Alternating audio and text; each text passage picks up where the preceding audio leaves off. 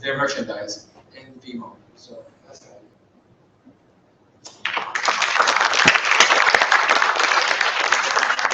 So I want to give more room for any questions, and this is the first time I'm talking about the mall. I've talked to friends and family and all these things, but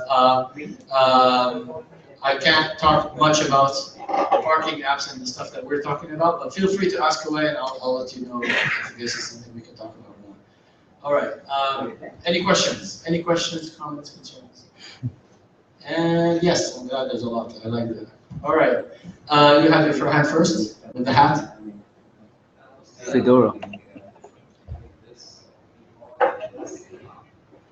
I haven't seen City High.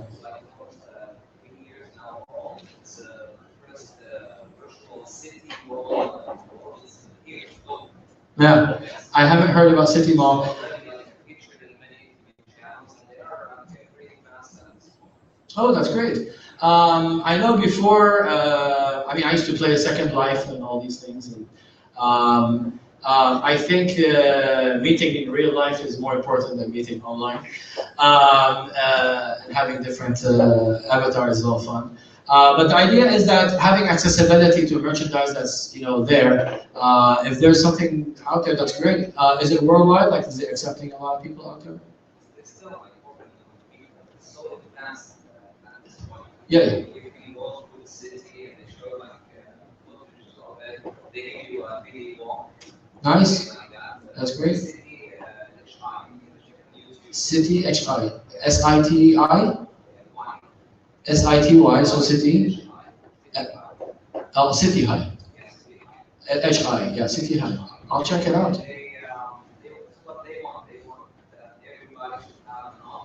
Yes, I believe that. I still believe that there's a big role to appreciate what you're doing and what they are doing. Yes, yes. And there's a big potential for it. Yeah. I mean, especially, I believe in the Bay Area, we call it the mom and pop shops. The small shop owners, the cake makers, and all these small businesses that don't have whether the funds or the empowerment to showcase their skills and showcase their thing. And it's just another outlet for people to have a virtual store. Plus, it's fun for the consumers to walk around and say, oh, these guys do cake in a nice design. I don't have to go to a normal place that charges me up the wazoo and it's a normal cake. So I'd rather something creative, something awesome. And again, there's tons of talent here in Dubai or in the UAE in general, in the Gulf, in the world. And again, yeah, the more outlets we have for people to purchase things, I think the better. Yeah, thank you. Somebody else here in the front? Yes.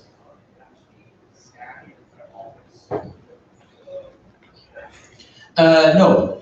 So what we do is we look at the floor plan of the building. So any construction company, they have a basic floor plan.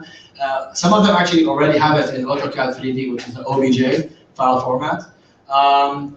Then we take it from the architecture and then we place it in.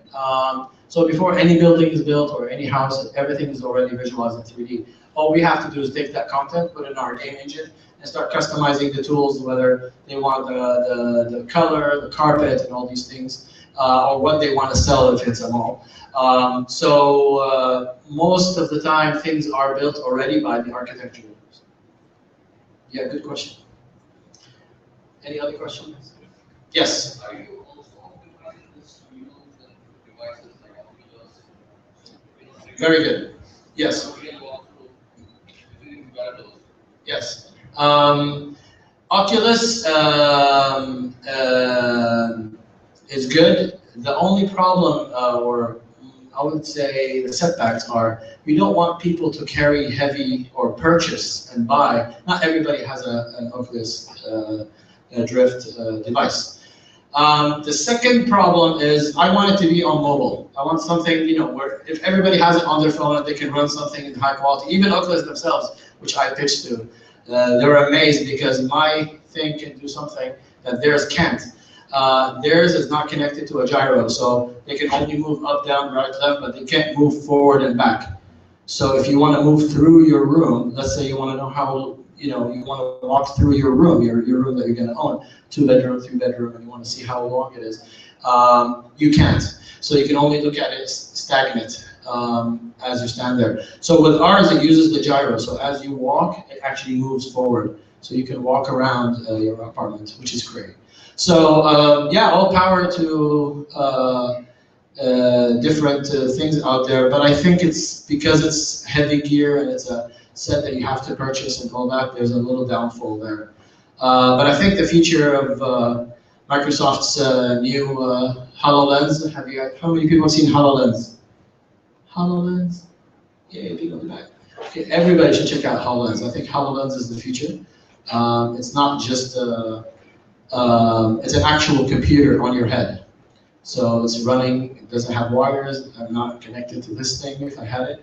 But yeah, that's an actual computer that's running billions of calculations per second or millisecond, fraction of a second. So that's fully 3D. You can actually create things with your hand and pinch and all that stuff. So I think that's way awesomer. And yeah, I mean, we're just trying to contribute to the mobile and Android devices and all that, and create something that's fun for everybody.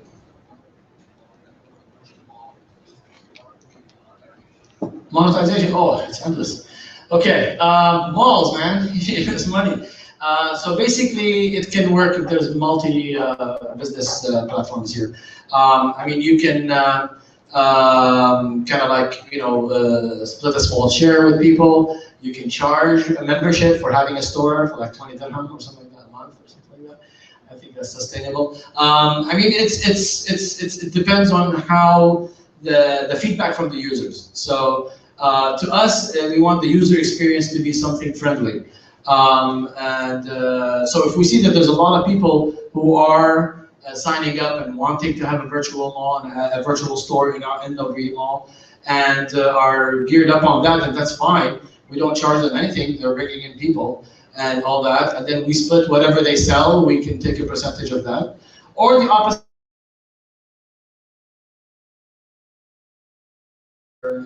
Something reasonable, and where we sustain it, you have to just make sure that you keep your things coming. Your merchandise and all that.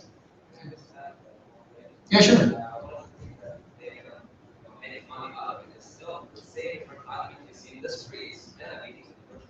Exactly. Exactly. Yeah, I mean, Ramadan, Eid, Christmas, all these big holidays, you get to put in as many ads and discounts and all that stuff. And there's nothing wrong with Lulu and real stores coming on board. And actually, we've had some talks with people who are interested to actually come on board and create whatever they have now into the virtual store. So we could be selling TVs from there and all that, and they can just pick it up from there. They can ship it from there. So, but it will be in the virtual store, so you don't have to really go to. Yes. Yeah, I think this would look great in Google Cardboard as well. So yes. Google Cardboard. Yeah, so Google Cardboard is a small cardboard, and you can flip it around and put your phone in, and then put it on your head, and then you can walk around as if you're in the mall. One more thing, virtual fitting room. Virtual? Fitting room. Yes, virtual, yes. Featured online as well. Yes, again, as I said, I'm a big fan of creative shirts, not designer, but well-designed, suits. Of course, Cavalli is crazy, but prices-wise. But you can find really interesting stuff all around the world. As I said, I found crazy stuff in Taiwan, Philippines, San Francisco, crazy stuff. So I just wish I had the time to sit down and go actually shopping. So imagine if all these stores would be part of a V-mall where you can actually go in. A lot of these stores don't have a website. If you have the website, you don't remember, and then every store you see, you have to remember their website. So this would be a place where everybody is welcome from all around the world, and you can buy things that you love from all around the world. Yes? How are you going to address the needs of virtual shops? Yes. Just as they, good question. I mean, that's what we addressed firsthand. Just as they get the merchandise, the system of scanning, making sure, okay, we have this shirt, this item, this thing. It would be just another thing that they would do, and it would automatically update whether it's the image, or take a picture of it, or return it 3D. Yes. Anybody on this side? We also extend it to shopping. It is. So it is an embedded e-commerce. Everything you can purchase there. We're also going to have bargains. We're also going to have empowering the crafts. People who do these bracelets and stuff like that. Don't have a place to go. They wait for a fair, or they wait for a special place at Times Square Mall, right? I don't know if anybody has been there. So these people are empowered. I mean, nobody reaches them. You have to wait like on a Thursday or Wednesday to give them weird hours and locations. So imagine you're really good at creating bracelets. I know a lady who's amazing at creating wonderful abayas, white abayas, different color abayas and stuff like that. But then again, you have to go, certain places. I saw her at Design 3. We have a new design district in Dubai, which is also just opened 2 weeks ago. But she's there at the Design 3 thing, but she doesn't have a shop. So imagine if you had a virtual mall, you could put all her abayas, and people can, again, take a snapshot of themselves and try things on. So yeah, the virtual rooms, thank you. Yes, absolutely. You'll be able to stand, put in your picture, then just keep, changing shirts and outfits and see what looks good on you. Yeah. Yeah, we're going all out with it, and the idea is that it's just to empower again everybody, the crafts people, and yes. Because big virtual mall, you need big area to walk and to shop. So you mentioned that Oculus you are not considering. Well, Oculus, the technology we can imitate and do similar, maybe not high-res HD 1020p, I think. But there is no need to do it on Oculus because not everybody has an Oculus headwear. So I'm trying to eliminate hardware that we don't need to purchase anything new. Nothing. It will work on your phone. It will work on the Android. It will work on other iOS and all the other stuff, right? So the idea is that we empower people right away. You can just log in. You don't have to buy anything. Yeah, but I mean the walking part. The walking, I think we can do it. Better if you use joystick or touch instead of physically walk. Oh, yes. No, this is not only virtual, so you have multiple options. So here, sorry, I didn't make that clear. So you can visually walk and you can zoom in and zoom out. So you can do that. Oh, it's not showing. Oh, okay, great. But you can zoom in and zoom out, and you can have a joystick. I just didn't want to turn into a game, a joystick, and people are like, oh, we're not gamers. So, but yeah, you'll be able to pinch, zoom in, and zoom out at your leisure. So you don't have to physically walk. Yeah, the walking, so is an option. Especially for real estate, you want to know what your room looks like, what your future home looks like. Yes. Yes. I like the fact that you are not considering models, and you like the fact that you need devices.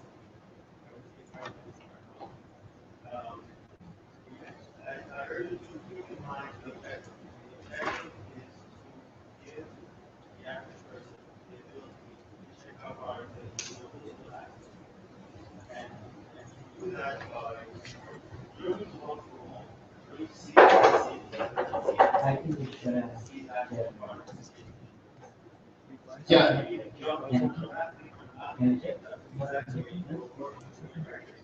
That's exactly it. It's not exactly.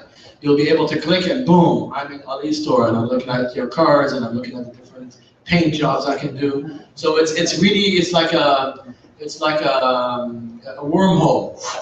You transfer and you're inside this mall, which is not the mall, the store itself. Ali's car shop. And I'm looking at the cars, looking at the different paint jobs I can get. Like, wow, I should order this or order that. And I'm out. I go to the Virgin Megastore, click, boom. I got all the CDs, all the new outfits they have, all the cool gadgets. you click on something else. I want abaya, you transform into the abaya. So it's very, very. It's not your average real walk. It's more of a virtual kind of. Yeah, exactly. So thank you for making that. Remind me to make it clear. Yeah, I definitely don't want to get lost or physically walk around the mall. But the cool thing about it is I want you to interact in 3D. So I want you to see things like you're looking up, you're looking down, you're grabbing something, you're looking at it from all. Because if you talk to people, or especially kids who are working or playing with Minecraft, like why is Minecraft so, $1 billion game now? Because it allows you to create your own world, right? So kids are getting it. We just want adults now to get it and kind of also use it to sell stuff or buy stuff. Yes. Any comments? Yes.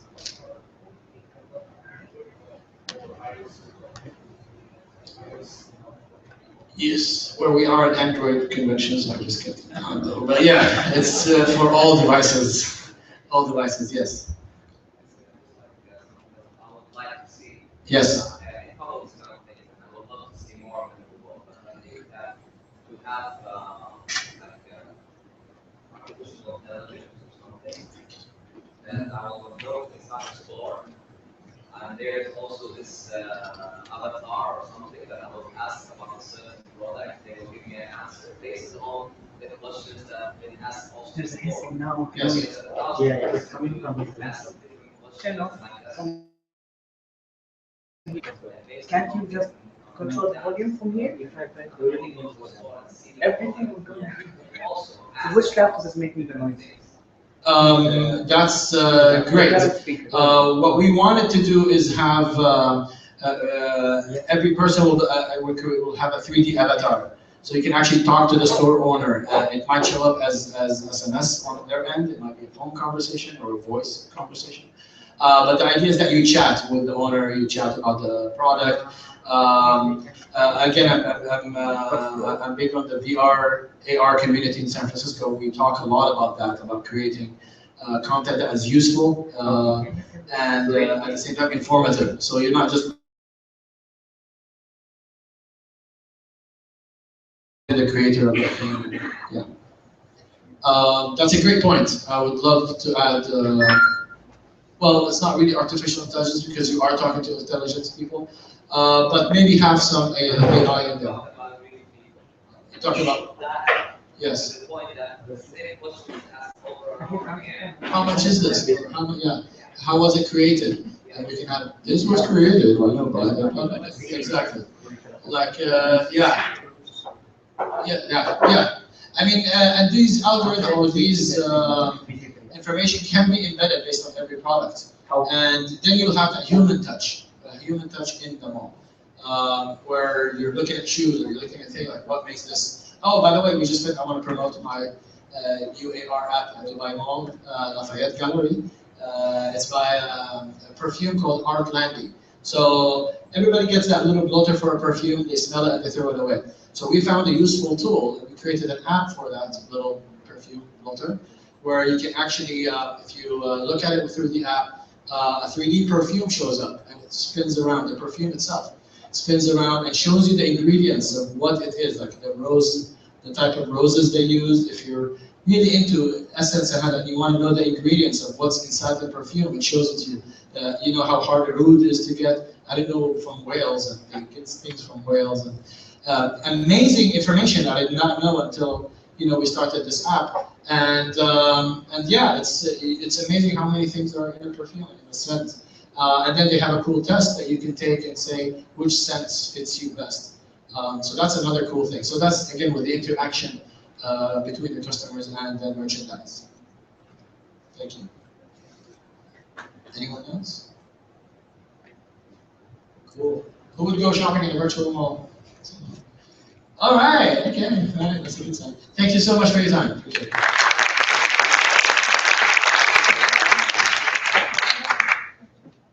Thank you for that. That was awesome. My big takeaway from that was that it can be a marketplace for the home businesses, and working with a lot of artists that I do, how amazing for them to have and access, not just the big shops. We are now going to welcome onto the stage iDoodle. So.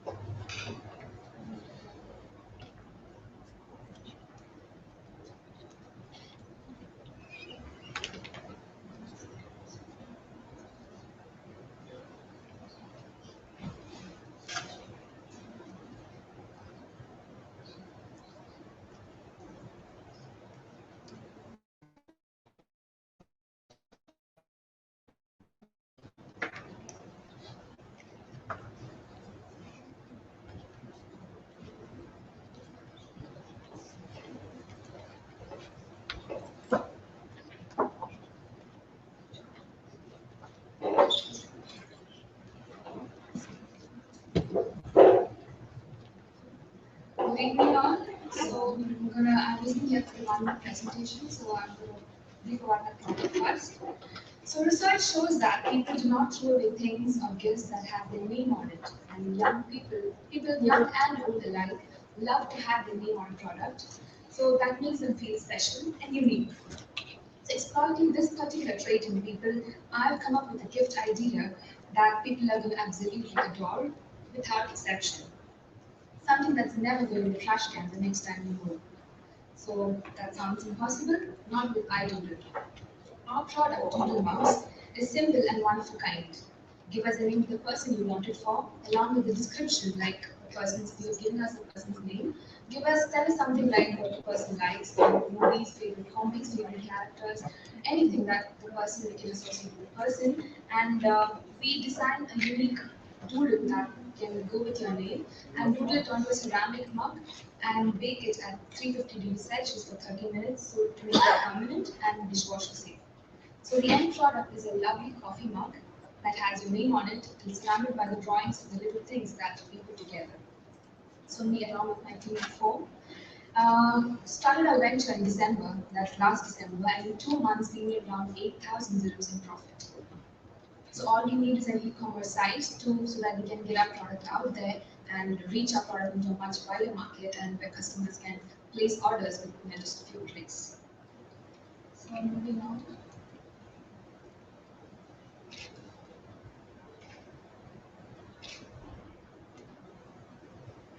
That's what I'm going to cover today. So how many of you have heard of the term egonomics? Egonomics, not economics, egonomics. Anybody? Okay, you wouldn't find it in any dictionary because it wasn't coined until recently. It is the word coined by Fate Popcorn, a research group, and it is used to associate with personalized gift products. So, economics is this particular industry has had a niche market that has grown dramatically over the past few decades and is still continuing to expand. And today, there are more than 100,000 businesses operating in this particular industry, and with an annual sales of about $27 billion. So why is personalized gift industry such a rapidly growing market and it's still undiscovered? The economy, during tough economic times, you think that people do not buy stuff, but with regarding to gifts, it's actually the opposite. People just get wiser in their decisions in buying stuff. And when going for personalized gift products, consumers prefer that they're getting both in one when you go for personalized gift products. Technology. Advances in technology have made wide variety of products available to us today. For example, machines that personalize towels and clothing used to cost hundreds of thousands of dollars and weighed like hundreds of pounds before. But now we have much smaller, cleaner, quieter equipment and which churn out the same quality products at a much simpler, much affordable rates. Product selection. Since technology has made production easier and cheaper, there has been an explosion of personalization of goods and gifts. Gifts range from inexpensive and predictable to upscale and highly innovative. Standout gifts. Personalized gifts are the creative memory. It's not just a gift that's going to sit in a corner of your cupboard. It's something that's personal to a person and nobody will throw it away if it has your name on it. So the idea is simple. You give us, as a customer, you give us a name that the person you want it for. So like you can see here, Andy, Jen, Madhu, Sumi. So these are all the names that I've done till now. So all you have to do is give us a name along with the person's whatever he likes or dislikes or something that sets the person apart, something that you feel that you can associate with the person. And our designers then create a unique design that has the wordings surrounded by doodles with the description given. So this is then baked at 50 degrees Celsius for 30 minutes, and the end product is what you saw right now. So the doodle story, how we came up with this idea is that one fine day I was having a coffee snack and I saw my brother having coffee in this blank mug, and I thought anything blank is just too sad. And combining my then new hobby of doodling and drawing skills, I came up with this product. And that's the very first name that was made. And if you can see the prototype, this is how it looks like. It's a coffee mug, and it has a name and it has a tag from the person that you're giving it to. Then you have to give us a name and description and give us an address and a delivery point, and we deliver it to you. All you have to do is answer your door. Started off in Facebook page, and we continued into Instagram, and in 3 days we got around 300 likes. So that was fast growing likes that is easily likable. We also have a website that is running, so we're not just an idea, we are an established product with an established customer base, so we're actually a running company. So this is our brand, and that's our logo. They've kept the brand name as iDoodle and our product name as DoodleMug, so we can scale it into much different products later. So that's our team. We currently just 4 friends, we're running it together, and we're looking for more doodling interns so we can hire them on a commission basis. And we're also looking for investors so that we can create an app or set up an e-commerce site so we can go online and place, so customers can place orders directly there. So going on to sales so far, just been 2 months that we run the product, and because of exams and other this thing, we had to stop it, and we refueled it in March, mid-March. And the sales for December and Jan, we had about 200 orders, and we made about 8,000 dirhams, and the cost of making a mug is just 3 dirhams. I can get the mugs for around 2 dirhams from a supplier locally, and the cost comes from the pen that I draw it with, and which lasts for about 20 months, so it's very negligible. And the cost of making is just 3, and we sell it for 50 dirhams right now. We started with 20, 25, 30, 45, and now we're selling it at 50. So all this is generated in one college and word of mouth. Single Facebook page that we do not pay to market, and it's just in one college. So moving on, we would like to go online and set up an e-commerce site, like I said before, like or even go on link ups with suit.com, Twizzle, Etsy, not high-on-street.com, which would increase our sales by around 165%. We are also adapting marketing strategies that I will be discussing later in my presentation. So if we go by the marketing strategy that I'm proposing, if we get a minimum of 5 orders per day, we're looking at a turnover of around 100,000 dirhams per year. So that's a lot of money for just 2 dirhams a month. So marketing strategy. We want to establish ourselves as a brand that churns out one-of-a-kind products and handicrafted and unique products first, and then there's the machinery that's involved, and we would like to procure that once we get it to the market. The sublimation technology that is used right now, all you have to do is draw it. The machine scans it, and it's printed onto a mug, and that's permanent too. So from handicraft, we're not selling it as a USP, it's not right now a handicraft because we would like to move on to a more technological approach later. Then friends, family, lovers, corporates, anybody who has the heart to give gifts is a potential customer, and we're looking to invest in both high-end and low-end customers because it doesn't have a particular market range and it applies to both parties. Colleges, we found that most customers, around 90% of our customers, were concentrated on colleges alone, and we would like to spread out onto academic city colleges and around Knowledge Village City and do campaigns and put up stalls that would sell our product. And we would also like to hire total interns on a commission basis. We'll be paying them. And graduation ceremonies. Every college has a graduation ceremony, of course, and they give out mugs which has the college name on it, and we can target those colleges and approach them with the code of our own, and personalize it more and have it with each student's name. So around 200 to 600 students pass out from every college. So that's a huge market that we have. Then corporate gifts. Corporate gifting is a new trend right now, so it's always best to give out gifts to maintain good stakeholder relationships. So in the Middle East, art is increasingly given as a more desirable present, and prints are the most common thing that's given across. And our mug just costs 50 dirhams, and that's what a box of Apache chocolates costs. So a mug adds more personal touch, and it creates memory. And more corporates are switching to ceramic mugs because thermostat causes a cancerous poses a threat to people. So more people are switching to, more corporates are switching to ceramic mugs in their pantries. Retail, focusing on retail takes away our personalizing equation because we cannot have a person sitting in a retail store hiring to look into everybody's name on it. So we could have a common themes like Valentine's Day, him and her mugs, Mother's Day, Father's Day, we never run out of those days. Places, mugs, Thailand, New York, Paris, London, we could have those places like generalized categories we could put in stores, and souvenir mugs. Regional market, what I did in the starting was print out pictures of mugs and slip it across doors of my building.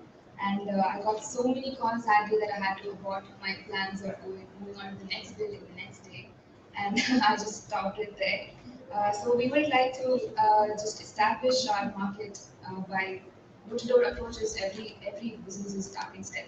So that's what I did, and we could have actually people giving out posters and brochures across the malls and public places.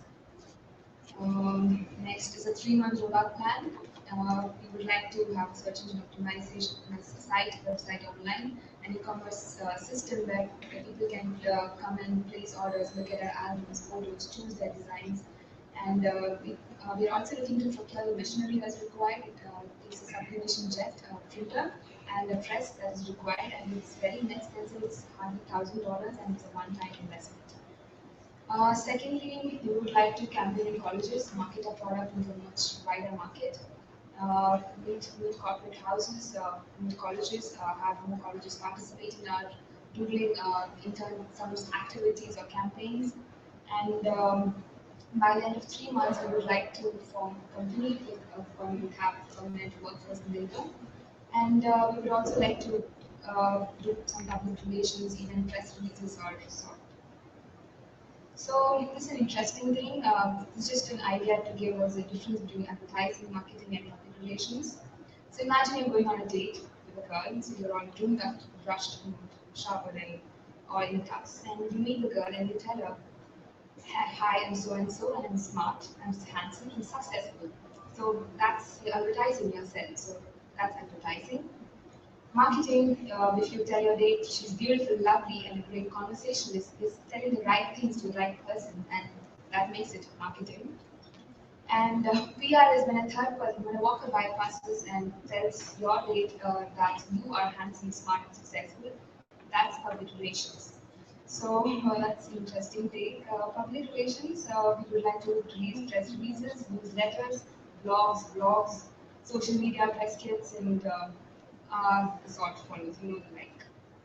Scalability, I believe every business has to have scalability, otherwise it's going to die out in a matter of time. So we have sort of few processes and few items that we can branch out into, like different sized mug for short glasses that come in 2 eggs. That was a Easter special. We had eggshells painted with their favorite cartoons and names on, and we were filling it with candies and selling it across. So since that was seasonal and because of the demand, we have termed this 2 eggs as in cartoon eggs. So we coined that term, and it is a big seller now. So it's 2 eggs. I'll let show you some pictures later. We also do it in phone covers, laptop covers, and um, that's it right now. Finance, that's like setting up costs that we would require. Renting a room would cost about $6,000. 3 staff, 12,000. Machinery around 8,000. Legalities, website maintenance, marketing, PR, miscellaneous cost, app development about 100,000. So without the app, it would be around 100,000, and with the app, it's coming up to about 181,000. So we have made 3 plans that we can go into. So plan A is website and the app, so we can manage both and having a very responsive website along with a data app. So that is the most effective right now in today's world. So the cost will be around 200,000, and break-even point would take 2 years, so that's pretty long. So plan B is to maintain a website alone and without an app. In 1 year, 3 months, we can make that. Plan C is what I am going to do, that is focusing on the website centrally and just have a data-driven application so that people can look what we are, see what we are, choose the designs, and an app that will direct us to a website, which would then we can place the order from our website, which is much less expensive. And that costs about 130,000, and the keeping point is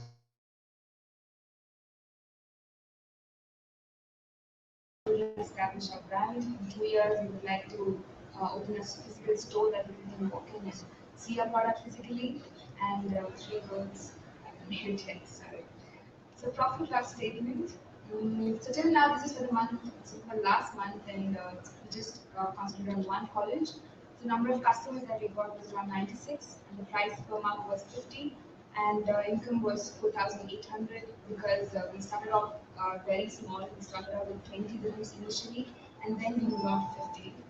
And even though we had the transition from 20 dirhams to 50 dirhams, the rate of flow orders was the same. So that shows the demand that we have. And material cost was just 3 dirhams, I told you. Labor cost, since I'm the only one working for it, that came to me too. So once we go big, it's going to go to someone else. But right now, it was all mine, whatever we make. Legalities to set up an e-commerce site. You can go for in-house solution, custom-made solution, or ready-made platform like ShopGo, where you can put in your details and you can directly go online and create your own website. So these are all the process. I think you'll be already aware of. You're all developers. Registering a domain name, starting a design store, setting up a payment gateway like PayPal, integrate with logistics solutions like UPS or FedEx or Aramex or whatever, and adding products and categorization of the store. This will take about 20 to 40 days. Moving on, I have made a demo app, not a demo app, a design of the app that we would be looking for. This is how it would look like. I'll do it.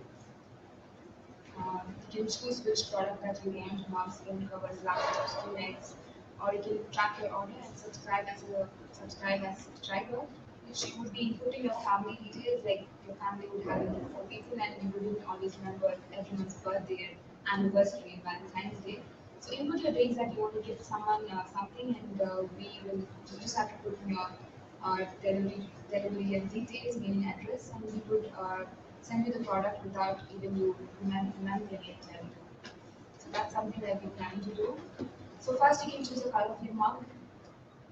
Then you can move on and add the wordings of your mug, what you want on the mug. Like in this one we have green written on it, so you can choose a name, a date, or anything, a code, a saying, or a wish like I mentioned for Happy Birthday Jack.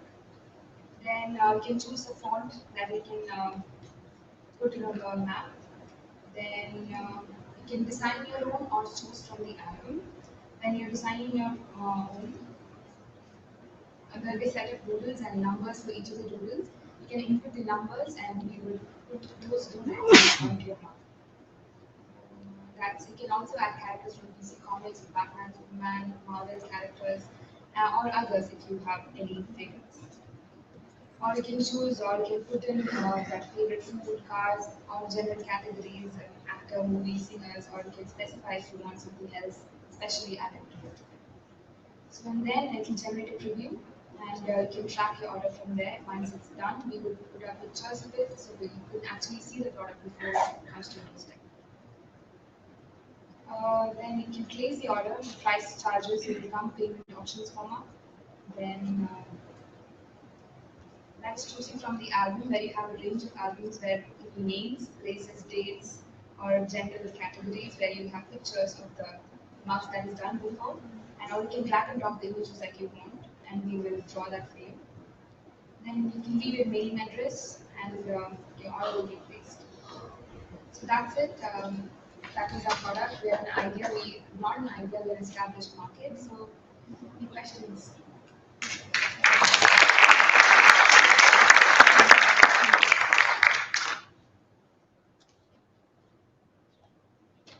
I have the album if you all want to take a look.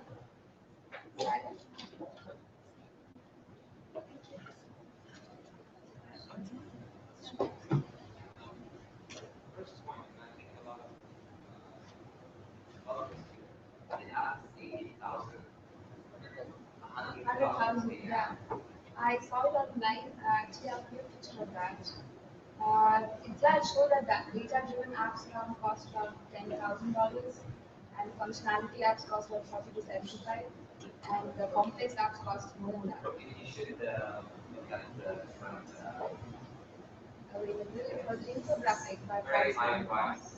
okay. I look into that. I'm not a.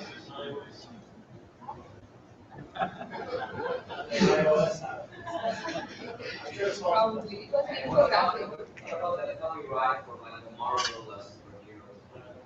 We just use the cartoons, so it's not copied to the same character. We would just be putting a drawing of it. So I don't think a copyright issue would be a problem. I don't know. I know there would be a problem. Modified does not require.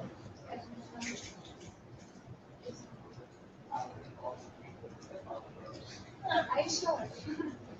Okay, I look at it. I'm not an app person. I'm a more creative side, so I'm looking for So that. site can make it for free, Okay. and the app is like very low. All right. Thank you. And you can do by Instagram account. By Instagram, you can get to 200,000 there. Okay. Do your sales, do your business, okay? You don't need an investor at this point. All right.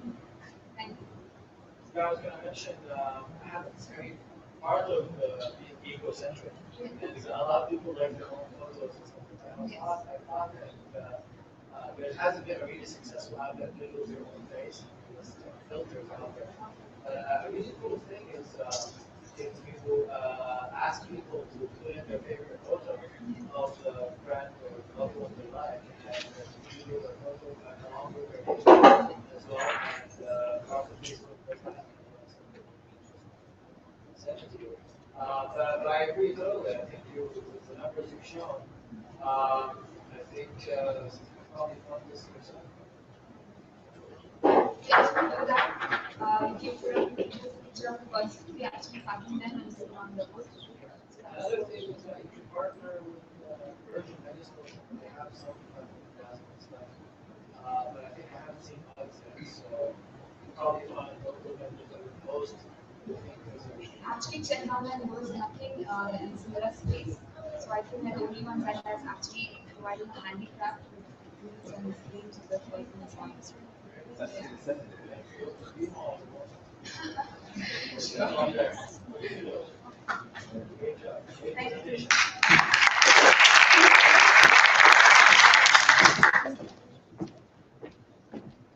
Well done. As my grandmother would have said, this young lady from my doodle has all of her ducks in a row.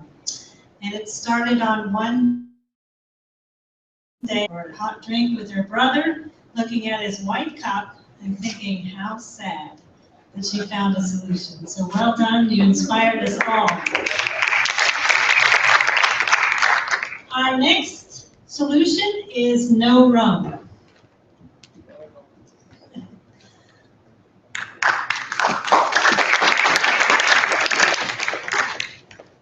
Thanks very much. Hello everyone, I'm Matteo. I will also be giving a talk tomorrow.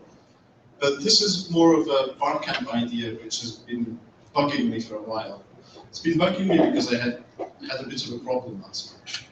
Last month I went from the UK to Spain, within the EU, for business. I used my personal mobile phone and was hit by quite a hefty roaming charge fee. Just a quick show of hands. How many people here travel internationally or do so or plan on doing so in the next year or so? Raise your hands. It's good, 85%. So how many of you would not like to have horrible roaming charges? Pretty much everyone. So my idea here is to sound you out, see what you think about the idea of having either an app or an SDK that can be built into other apps to tell you how to find an inexpensive local SIM card with minutes, text, and data, or just data, for when you travel. So the idea is when you travel, say you're going from A to B, in location B, if you have this app on your phone, it will tell you what network operators are available, which GSM or CMA bands they support. So to summarize, will your phone work with those networks? And what the cost of getting that SIM card is, what the requirements are. Do you need a passport? Do you need an ID card? And how do you get it? Which sort of store do you have to go to get that SIM card? And this is something that is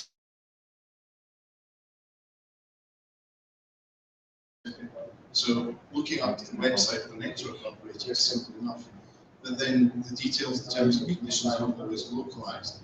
So it might be a bit of a challenge, say, if you go to Bulgaria and you notice they have a Cyrillic alphabet, which isn't entirely comprehensible. So the idea is to have this as a service, crowdsource the information that comes in. And the hippie in me obviously is thinking, great, let's make this an open source thing that anyone can plug into their app. So someone, say, with a travel app can integrate that service. Someone with a holiday app or planning on doing a holiday can use a standalone app to do that for them. So how many people here think that would be a useful idea to them? Great, thank you very much. And how many of you here use GSM handsets, GSM phones? Quite a few. So yes, that's my idea. So I'd like to open it up to discussion, see what you think, if you have any better ideas or how to improve on that. And obviously, the monetization side to this is, if it's an open source thing, the power is in the data. So having your own database of information and implementing that in third-party services is up to you. But as a platform or as an SDK, that should be an open source thing in my view. So then this opens itself up to monetization. If you have good data and you're providing it as a service, you might find that mobile phone network operators would come to you and say, actually, put a banner ad in there. Say it's that someone's coming to Dubai, you could play Etisalat and Do off each other for that premium space. Or even better, if you're going from A to B and your SIM card from place A, where you're usually based, has a particularly good roaming agreement in place B. I'm thinking in the UK, for example, we have a network operator called 3, who allows you to take your full allowance to certain markets and not be charged for that. So it's great for someone going from the UK to the US because they can use their unlimited data in the US. Notify them of that. So if someone puts a setting in the app saying, I'm currently using 3 UK, and you do a search for, say, USA, it will notify and say, actually, if you're with 3 UK, it doesn't cost you anything. You don't need to get a SIM card. So,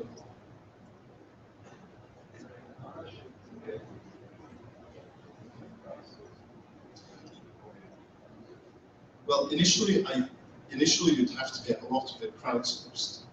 But if the data is useful, if the apps get used or the plugins to other apps get used, you'll find yourself in a situation where the mobile phone network operators might start coming to you and offering you data. So if you have an API that's feeding into the database, you would be in a position to not have to do much. The data comes to you rather than you pulling it. Another question? It's more of a thinking about the mechanism. I mean, usually you go hardware on, right? So I'm going to travel on. It says, hey, you want to try to start it. Well, maybe it's fine. But the idea is that the tech in me is trying to find out if there's a way that you can tap into a SIM card to accept multiple. I don't know if that is possible. I'd rather find the tech solution rather than just the information. Just like, hey, wait a minute, you're going to get charged. You know, I mean, some phones do that. I mean, I'm already getting an SMS saying you're on. Yeah. Doing it at a tech level, so lower level stuff, then you run into regulation. So GSM, general GSM, but all mobile phone networks are usually covered by heavy regulation. In some cases, monopoly or duopolies, where there are very, very strict rules, and they wouldn't allow you to do that. You probably sharing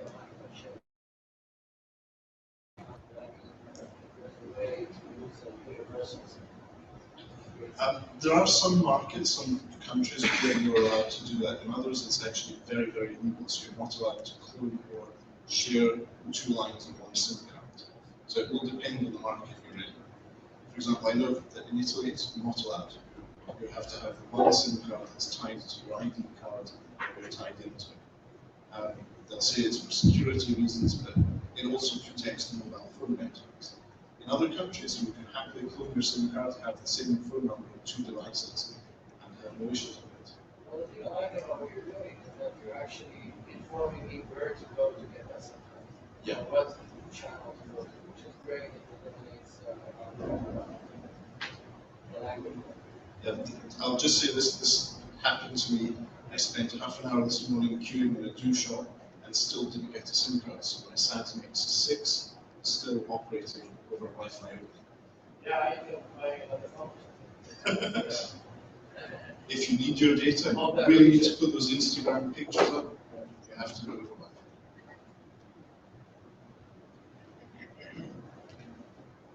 I believe there is a new standard in the pipeline where you get numbers through electronic certificate. Yes, and SIM will be eliminated. Within 2 years, I think it will be launched. Yes, it's in the pipeline, but it goes through a lot of regulation.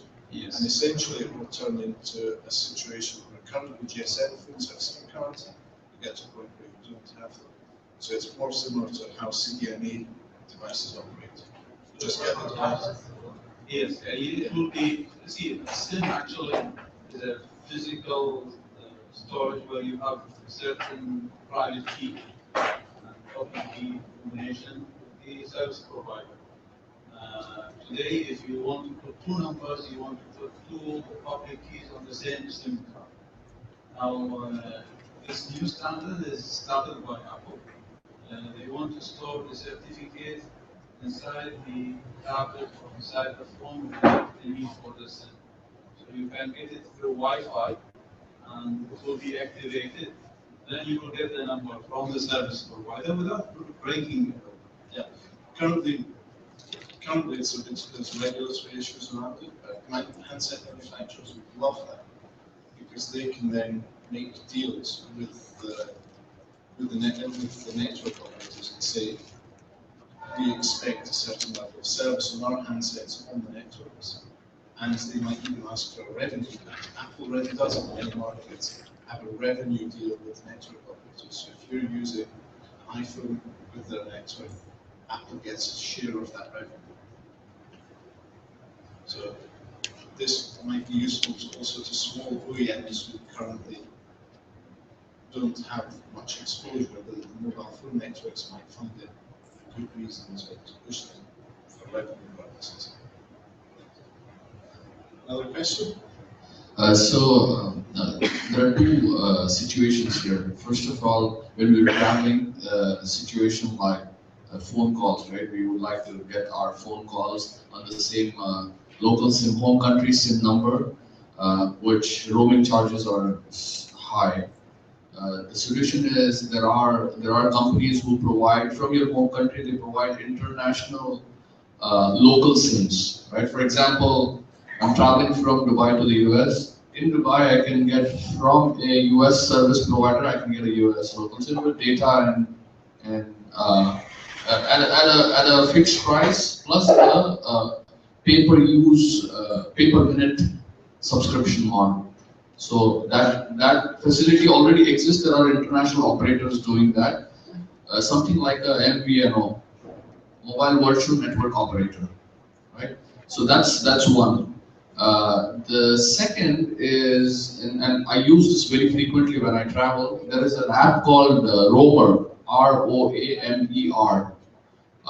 This app is actually using your home country SIM, and when you're moving out of your home country to another country, it automatically switches your cell phone to roaming, and you can use normal phone calls over Wi-Fi. Okay, so you have the option of using it as an internet call, and audio quality is super at a percentage of charges which you'll pay for roaming. Okay, very less.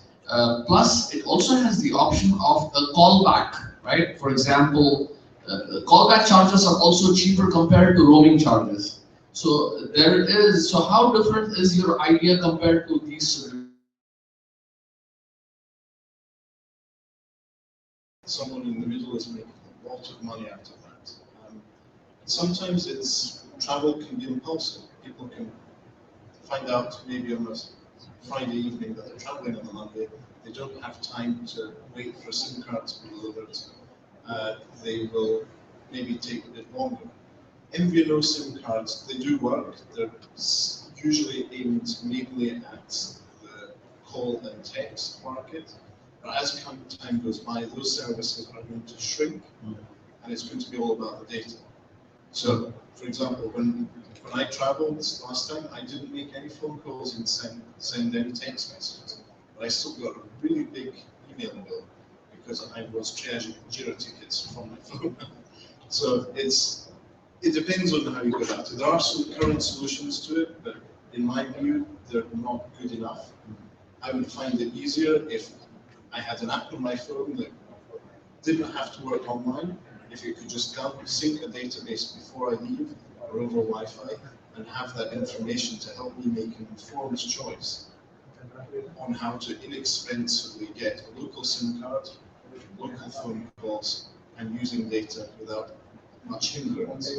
I think the biggest challenge would be data usage when you travel, because data roaming charges are pretty high. Exactly, right? as I found out last month. Yeah, exactly. So that challenge, that problem needs to be solved. It does. Thank you. Sadly, that's a bigger institutional issue. We don't have much control. It's a small community in this room. And hopefully, from this Barcamp talk, we can get a bit of an inception towards an open source solution or framework to then be able to deal with that information. Any other ideas? Just one last comment. I believe the problem is much associated to travel. So it is, funnily enough. I think that would be good if you can start through one of the famous travel apps like TripAdvisor. TripAdvisor today is giving advice about everything except roaming. Well, you know, the TripAdvisor do, they have, if you go and search for certain keywords such as local sim on TripAdvisor and put in the name of the country, you'll find information. But often because of the fact that it's purely crowdsourced and there's currently no push directly from the network operators, you'll find that a lot of the information is either out of date, sometimes the mobile phone networks that they're referring to don't exist anymore. Maybe you can integrate your idea with TripAdvisor somehow. Then it will enrich the app and you will get more crowd to populate your database. Funnily enough, my employer is already involved in the travel industry and has certain solutions in place that could benefit or be able to push this idea a bit further.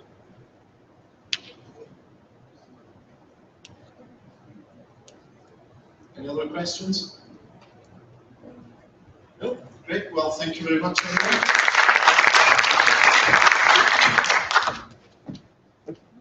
That was fantastic, and I know one person, which is my husband, will actually just say, hurry up. He's a pilot in multiple destinations every month, so he would love if you could just hurry that idea up. The great thing that's happened today is not only some fantastic presentations, but what I've seen is the dialogue going back and forth, the thinking coming from the audience, making this incredibly interactive. And our last session is going to be just that. They are just have an idea, and so it's time to wake up and to finish the day being engaged as they ask questions and seek help. So let's welcome eBag.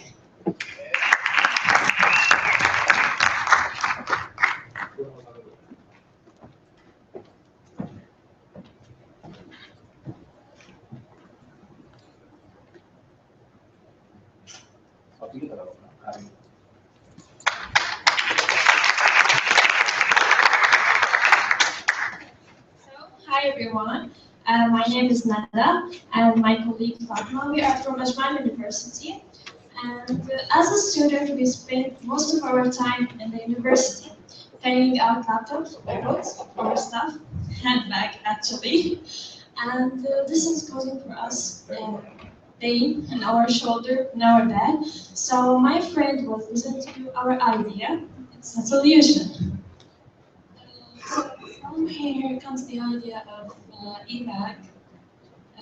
E-bag is an electronic bag that will carry your stuff, and it will follow you. And so it will follow me. How it will follow me? First, it will be the e-bag network will track your location, and it will be connected with your wear using Bluetooth. Is it secure? Yes, sure, it's secure because you will open the bag with your fingerprint or password. Oh, wow, great idea. But what about the notification? Is there any notification that I will be notified by? Yes, you will be notified. You'll be notified by the battery life and the location. Oh, cool. But what if my battery was low? What will happen to my bag? You can use your the manual system in the bag. That's great. So, what do you think? Is it someone facing this problem or something in the university that you're carrying a lot of things, a lot of stuff? I'm having a hard time understanding the bag itself. How is it do that? So is it just carrying your visual books? No, everything. There's a place for your laptop. There's a place for your books. It's a physical bag. Yeah, but it's connected to through application. So it's a physical bag? Yeah, exactly. It's physical. So it's a physical bag? Yeah. Okay. And does it have like an RF locator? Actually, we don't know about the hardware because we started. We think just about the idea. About the application, we can develop, but about the hardware, it's difficult for us. Okay, so it's a real bag. Yeah. And it's a real bag. It's a hardware bag, and it will follow you. You will not carry it. You will. Yeah. Oh, yes. Okay. Oh, yeah. Okay. I don't know how to do that. Any Yeah, feedback? Any suggestion? Any suggestion? Yes. Okay. June 11th, one of the episodes. Have you guys watched that show? Amazing. Anyway, and June Ulum had a lady on there. She doesn't. She travels a lot, and she doesn't like to carry baggage. Baggage is heavy, so on and so forth. So it's almost the same. I think solution would be help for you. Is that the bag is on wheels automatically? So why not put a small motor that makes it, move? And then she had a Bluetooth on her phone, and I think an infrared laser or something like that. That would actually not a Bluetooth, and the bag would follow. So the bag would automatically move with you. You don't have to push it. You don't have to carry it. And even if somebody goes in front of the bag, it will stop and will not follow them. It will continuously follow the person with the phone and the Apple Bluetooth. So yeah. So is it something like that? And is it secure? Is it secure? The bag Yeah. itself? So if someone stole the e-bag, Yes. okay. Well, the real bag. Let's call it the real. Yeah. Okay. Okay. If somebody stole the real bag. Okay. Yes. Someone stole it. And there is a camera Yes. for face recognition. Yes. If someone put the password, incorrect password, or fingerprint is not belong to you, Yeah. so it's start take photos or something. That's great. That's wonderful. Yeah, especially in different countries that things can can be. Yeah, I think that's a great idea. Let's implement it. Let's do it. Thank you. Any questions? Suggestions? Yes. Okay, so your main problem is not being able to carry heavy bags to college, right? Yeah. So I have a friend who has waste in his backpack, and no big deal. He just drags it around full campus, the full college, and he has absolutely no problems with it. So isn't this idea, the simpler one, how is your idea better than this one and helps you carry baggage, I don't know, easily? No, because sometimes you want to carry something in your hands, and it's like I want to drink coffee, and I can't bring the bag with me, right? It's like I can't move it with me. Also, we are anti-student, so it's unique for us. Yeah. Do you have anything against? Is there any question, I think? We both.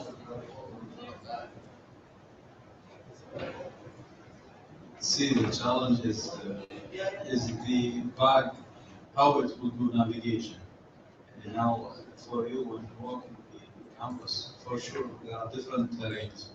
Maybe it's straight floor, then staircase, then so how the bag will understand the There terrain. will be sensors, I think. I don't know exactly. This is the challenge. Yeah. And when you pull it by your hand, actually you are the one who's doing the navigation. Yeah. You are the one who's deciding when it will touch the floor, when it will be carried.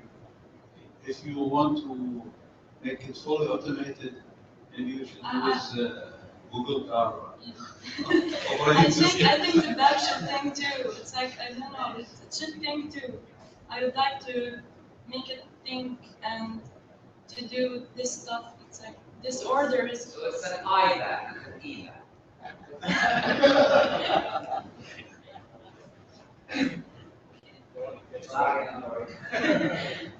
This.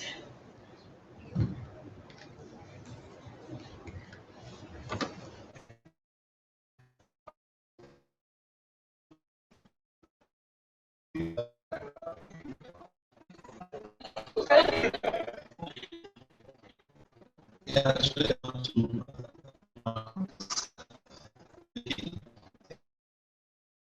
has a lot of potential, not necessarily the universities, but also in the business field, in the industrial area, or even in the while traveling.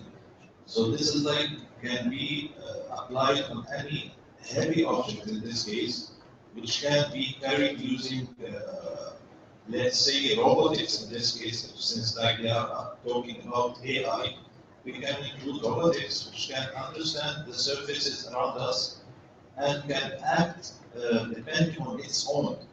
So this can be extended into like two big areas in this case. So thank you for that.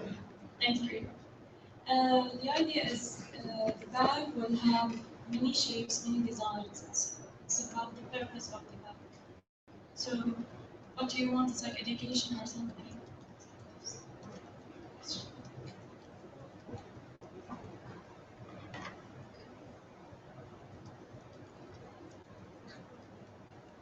The idea about the bag following you through different terrains and so on is a great idea, but also very difficult because even smart cars have a lot of challenges and even on a straight road and very stable terrain, it's very difficult to really implement it in the real world.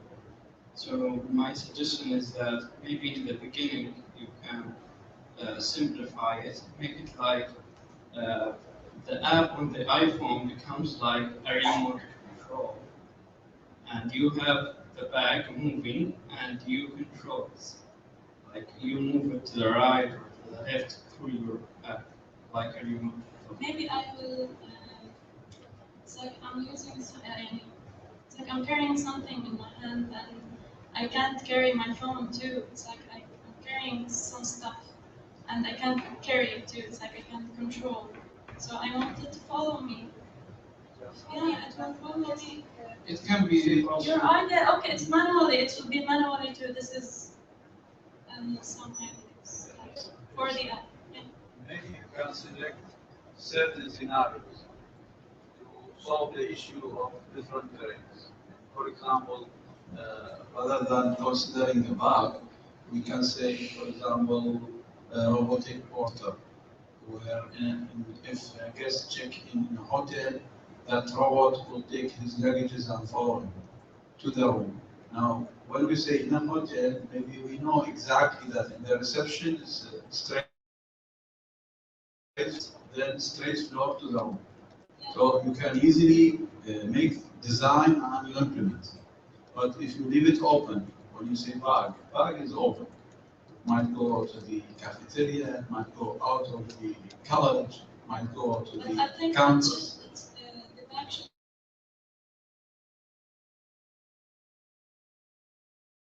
Start with simpler scope, then you expand on it. yeah.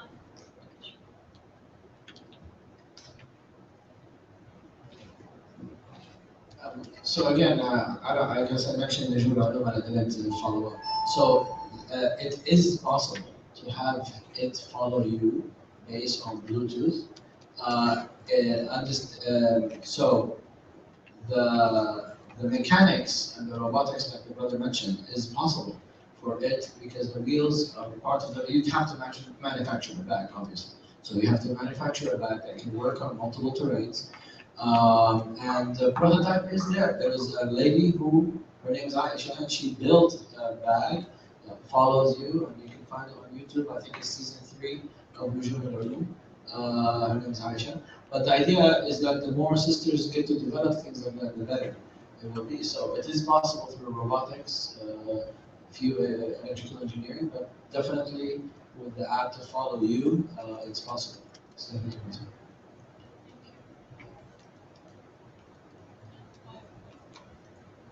When the ladies are asking about bags, only men. I see no ladies here. Oh, actually, my friends were suffering. It's like we cannot talk.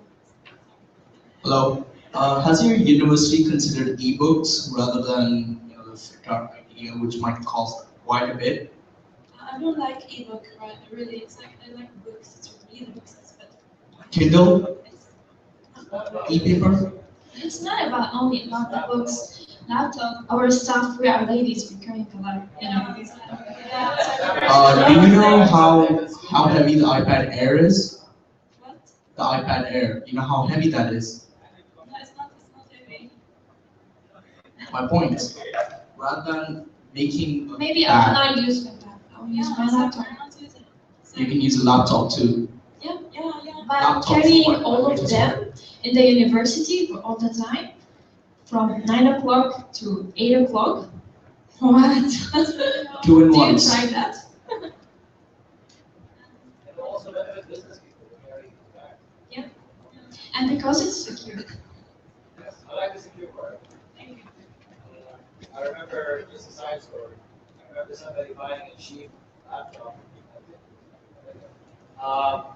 And then it turns out the laptop was stolen. He bought it from a guy who stole it. So the guy put in a ghost app where he was taking his pictures, and then they posted it. The police saw it, and he was brought in. He said, "No, I just bought it cheaply. I didn't know it was stolen." So yeah, and the idea is that if you take pictures of all the wonderful apps, then you can kind of also let that same tech to the back and make it secure.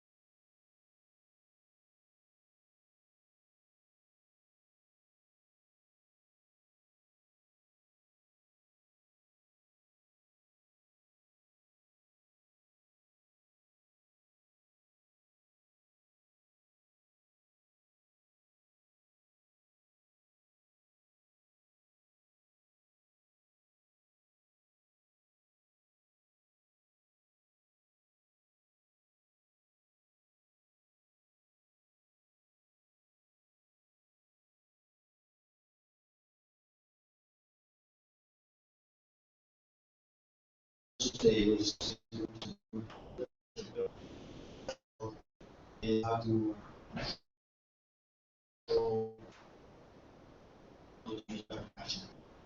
wheels also requires some kind of a spider type actuators with like 6 or 8 legs. Might do it. It would look funny, but it might do the job. I think